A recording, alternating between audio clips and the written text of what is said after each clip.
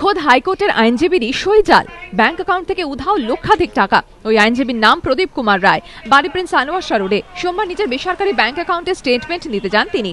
তখনই বুঝতে পারেন ব্যাংক অ্যাকাউন্ট অনেকটা ফাঁকা, উধাও হয়ে গিয়েছে প্রায় 2,15,000 টাকা।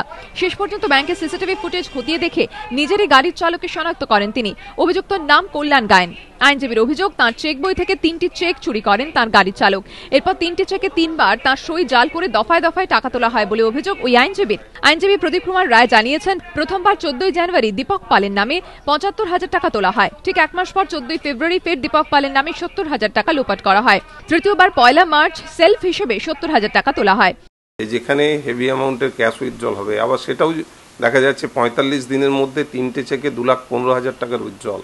সেখানে মানে কোনো সময়, মানে 3টে ঘটনার মধ্যে কোনো সময়ই তারা আমাকে কোনো ভেরিফিকেশন কল দেয়নি। ব্রাঞ্চে যাওয়ার পর ব্রাঞ্চ ম্যানেজার যে ভিডিও ফুটেজ ছিল সেই ভিডিও ফুটেজ দেখালেন, তখন আমি দেখতে পেলাম যে আমার ড্রাইভার ওই 3টে উইথড্রল সেখানে আমার সই জাল করে টাকাটা তুলেছে। আইনজীবীর আরো দাবি, 3টি চেকে যে সই করা হয়েছে তার সঙ্গে তার নিজের আসল সইয়ের কোনো মিলই নেই। তা সত্ত্বেও ব্যাংক কর্তৃপক্ষ অভিযুক্তকে টাকা তুলতে দেয় বলে তার অভিযোগ। অভিযুক্তের সঙ্গে ব্যাংক কর্তৃপক্ষের যোগসাজশ রয়েছে বলে প্রদীপ বাবুর দাবি। এই মর্মে ব্যাংক কর্তৃপক্ষের কাছে লিখিত অভিযোগ দায়ের করেছেন তিনি।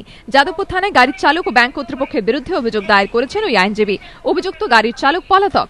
পার্থপ্রতিম ঘোষের রিপোর্ট, এবিপি আনন্দ, কলকাতা।